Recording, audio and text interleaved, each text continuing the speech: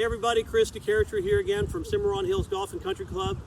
Continuing our series on the 9 steps of the golf swing. We've put a video out a while back talking about step 1.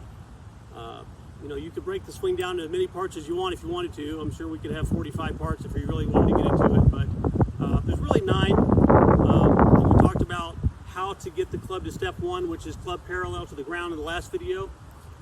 If you have done that correctly, step 2 becomes way easier. All right, so remember that was just a review.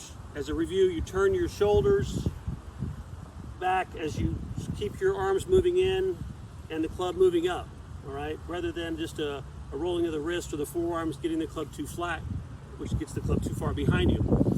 So it's a shoulder turn, hip turn, arms in. That gets us to step 1. The good reference point or reminder is keeping the butt of the club at your right pocket.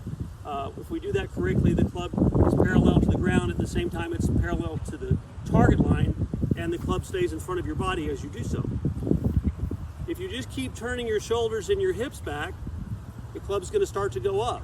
So at step 2, when the left arm is parallel to the ground, the shaft is on the same plane as you started at address, which is the goal.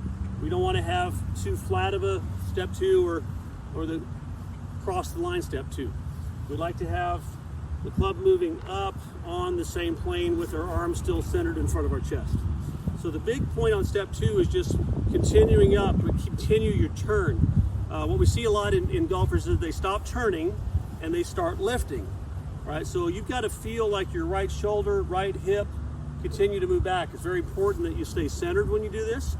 If you turn and move your head off the ball, you lose the connection with the ground on your left foot, which makes it really hard to get back down.